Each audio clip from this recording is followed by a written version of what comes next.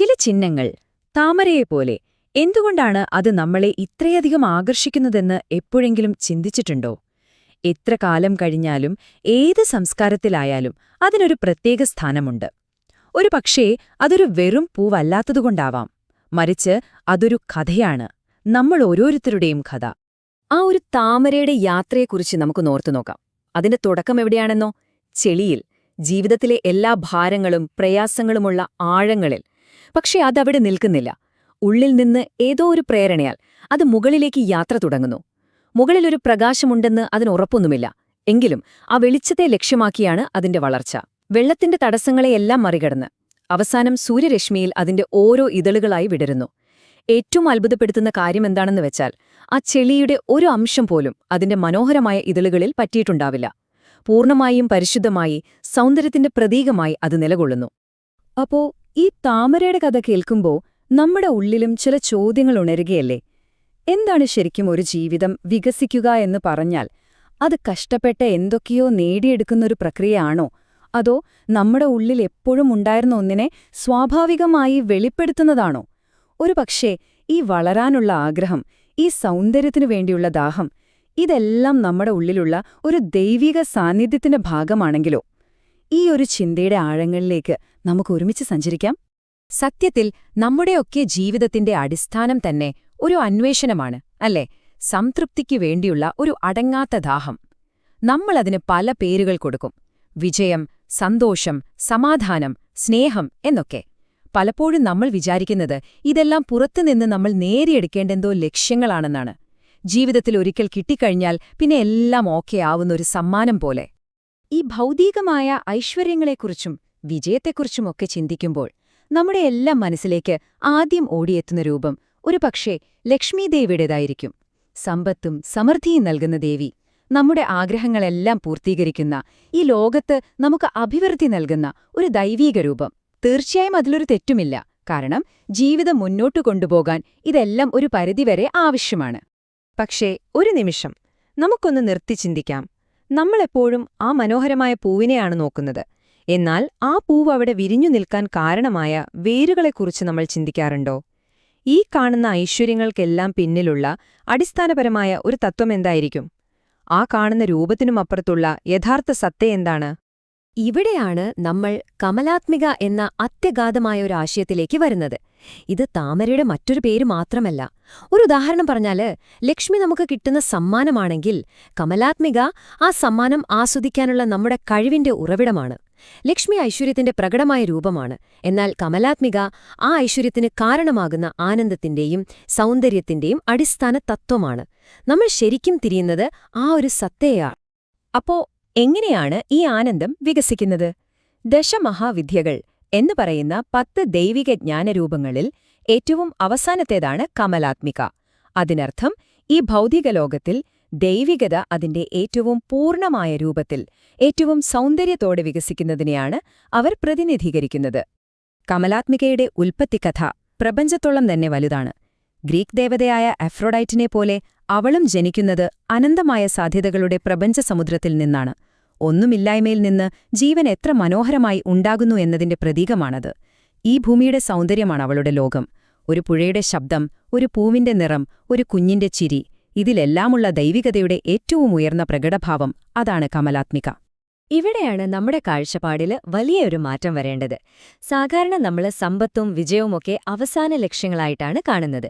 പക്ഷെ കമലാത്മികയുടെ വഴിയിൽ ഇതൊന്നും ലക്ഷ്യങ്ങളല്ല, മറിച്ച് നമ്മുടെ ആത്മാവ് വികസിക്കുമ്പോൾ സ്വാഭാവികമായി ഉണ്ടാകുന്ന ഫലങ്ങൾ മാത്രമാണ്. നമ്മൾ പറയില്ലേ, ഒരു പൂ മാത്രം ചോദിക്കുന്നതിന് പകരം ഒരു പൂന്തോട്ടം മുഴുവൻ പരിപാലിക്കാൻ ആവശ്യപ്പെടുന്നത് പോലെയാണിത്. അപ്പോൾ പിന്നെ ആയിരക്കണക്കിന് പൂക്കൾ താനേ വിരിഞ്ഞോളും. ഇത് നമുക്ക് കൂടുതൽ സംതൃപ്തി തരും, അനാവശ്യമായ ഉത്കണ്ഠകൾ ഒഴിവാക്കുകയും ചെയ്യും. അപ്പോ എന്താണ് കമലയുടെ യഥാർത്ഥ സമ്മാനം? അത് ഭൗതിക വസ്തുക്കളല്ല, മറിച്ച് നമ്മുടെ കാഴ്ചപ്പാടിലുണ്ടാകുന്ന ഒരു മാറ്റമാണ്. ഓരോ സാധാരണ നിമിഷത്തിലും, ഓരോ വ്യക്തിയിലും, ഓരോ വസ്തുവിലും ആ ദൈവികമായ സൗന്ദര്യം കാണാനുള്ള ഒരു കഴിവ്. നമ്മൾ കഴിക്കുന്ന ഭക്ഷണത്തിന്റെ രുചിയിൽ, കേൾക്കുന്ന പാട്ടിൽ, പ്രിയപ്പെട്ടവരുടെ കൂടെയിരിക്കുമ്പോൾ എല്ലാറ്റിലും ആനന്ദം കണ്ടെത്താൻ കഴിയുന്ന ഒരു കണ്ണ്. അത് കയ്യിൽ വെക്കാൻ പറ്റുന്നൊരു സമ്പത്തല്ല, പക്ഷെ ആഴത്തിൽ അനുഭവിക്കാൻ കഴിയുന്ന യഥാർത്ഥ ഐശ്വര്യമാണ്. ഇവിടെയാണ് ഒരുപക്ഷേ നിങ്ങൾ പ്രതീക്ഷിക്കാത്തൊരു ബന്ധം വരുന്നത്. കാളിയും കമലയും തമ്മിലുള്ള ബന്ധം. കാളി സംഹാരത്തിന്റെയും ശൂന്യതയുടെയും ദേവതയാണല്ലേ? കമലയാകട്ടെ പൂർണ്ണതയുടെയും ആനന്ദത്തിന്റെയും. ഒറ്റനോട്ടത്തിൽ ഇവർ വിപരീതങ്ങളാണെന്ന് തോന്നും. പക്ഷെ ശരിക്കും കാളി പഠിപ്പിക്കുന്ന നിർമ്മമത, അതായത് ഒന്നിനോടും അമിതമായി പറ്റിപ്പിടിക്കാതിരിക്കാനുള്ളൊരു കഴിവുണ്ടല്ലോ, അത് കമല നൽകുന്ന ഐശ്വര്യങ്ങളെ നഷ്ടപ്പെടുമോ എന്ന ഭയമില്ലാതെ ആസ്വദിക്കാൻ നമ്മളെ സഹായിക്കുന്നു. കാളി ശൂന്യമായൊരിടമുണ്ടാക്കുന്നു. ആ ഇടത്തിലാണ് കമലയുടെ സൗന്ദര്യത്തിന് പൂർണ്ണമായി വിരിയാൻ കഴിയുന്നത്. അങ്ങനെയെങ്കിൽ എന്താണ് യഥാർത്ഥ ഐശ്വര്യം? ശരിക്കും അത് ബാങ്ക് ബാലൻസോ നമ്മൾ സ്വന്തമാക്കിയ വസ്തുക്കളോ ആണോ? അതോ അതിനേക്കാളൊക്കെ ആഴത്തിലുള്ള, നമുക്ക് അളക്കാൻ പോലും പറ്റാത്ത മറ്റെന്തെങ്കിലുമാണോ? ആനന്ദത്തിന്റെ യഥാർത്ഥ ആരാധന എന്താണെന്ന് നമുക്ക് നോക്കാം. ഒരുപക്ഷെ ഇതായിരിക്കും ഇതിലെ ഏറ്റവും പ്രധാനപ്പെട്ട ആശയം. യഥാർത്ഥ ഐശ്വര്യമെന്നത് നമ്മൾ എന്ത് സ്വന്തമാക്കി എന്നതിലല്ല, മറിച്ച് നമുക്ക് എന്ത് നൽകാൻ കഴിയുന്നു എന്നതിലാണ്. സൂര്യൻ അതിന്റെ പ്രകാശം പിടിച്ചുവെക്കുന്നില്ല, അത് ചുറ്റും നൽകുന്നു. ഒരു പൂവ് അതിന്റെ സുഗന്ധം എല്ലാവർക്കുമായി നൽകുന്നു. അതുപോലെ നമ്മുടെ ഉള്ളിൽ നിന്ന് സ്നേഹവും കരുണയും സന്തോഷവുമൊക്കെ പുറത്തേക്ക് ഒഴുകുമ്പോഴാണ് നമ്മൾ ശരിക്കും സമ്പന്നരാകുന്നത്. ആ നൽകലാണ് കമലയുടെ സത്ത. ഏറ്റവും നല്ല കാര്യം എന്തെന്നാൽ ഈയൊരു നൽകലിൽ നമുക്കെല്ലാവർക്കും വളരെ എളുപ്പത്തിൽ പങ്കുചേരാൻ കഴിയും. നിങ്ങളൊരു ചിത്രം വരയ്ക്കുമ്പോൾ, ഒരു കവിത എഴുതുമ്പോൾ, അല്ലെങ്കിൽ സ്നേഹത്തോടെ മറ്റൊരാൾക്കു വേണ്ടി ഭക്ഷണം പാകം ചെയ്യുമ്പോൾ നിങ്ങൾ കമലയുടെ ആ ഊർജവുമായി ചേരുകയാണ്. ഒരു കുടുംബത്തെ പരിപാലിക്കുമ്പോൾ, ഒരു സൂര്യാസ്തമയത്തിന്റെ ഭംഗിയിൽ വെറുതെ ലയിച്ചിരിക്കുമ്പോൾ, അല്ലെങ്കിൽ ഞാൻ ജീവനോടെ ഉണ്ടല്ലോ എന്ന കേവലമായ സന്തോഷം തിരിച്ചറിയുമ്പോൾ, അപ്പോഴെല്ലാം നമ്മൾ കമലയുടെ സാന്നിധ്യത്തെ അനുഭവിക്കുകയാണ്. പക്ഷേ ഇവിടെ നമ്മൾ ശ്രദ്ധിക്കേണ്ട ഒരു കാര്യമുണ്ട്, ഒരു ചെറിയ മുന്നറിയിപ്പ്. നമ്മൾ കമലയെ സമീപിക്കുന്നത് കേവലം ഭൗതിക വസ്തുക്കൾക്ക് വേണ്ടിയാണെങ്കിൽ നമ്മുടെ ജീവിതം എപ്പോഴും ആ വസ്തുക്കളെ ആശ്രയിച്ചായിരിക്കും. അവ വരുമ്പോൾ സന്തോഷിക്കും, പോകുമ്പോൾ ദുഃഖിക്കും. നമ്മുടെ സന്തോഷം എപ്പോഴും പുറത്തുള്ളൊന്നിനെ ആശ്രയിച്ചിരിക്കും.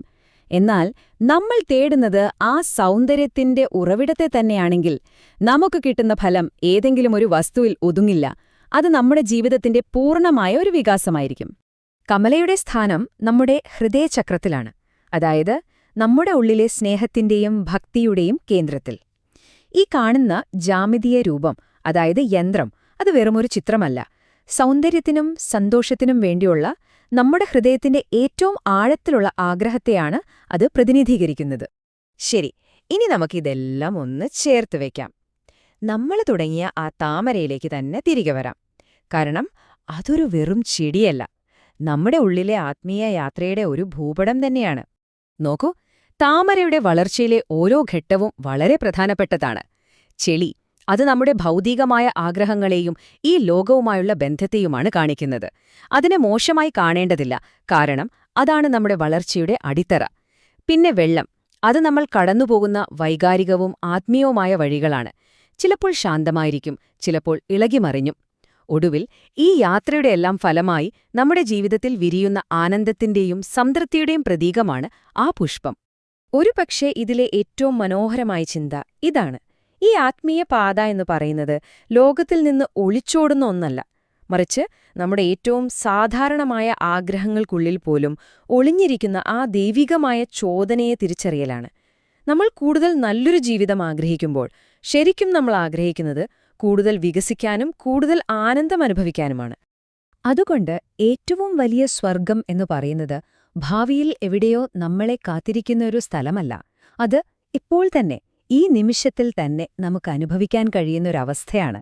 നമുക്ക് ചുറ്റുമുള്ള എല്ലാറ്റിലും ആ ദൈവിക സൗന്ദര്യം കാണാൻ കഴിയുമ്പോൾ അതാണ് യഥാർത്ഥ ആരാധന. അതുതന്നെയാണ് യഥാർത്ഥ ജീവിതം.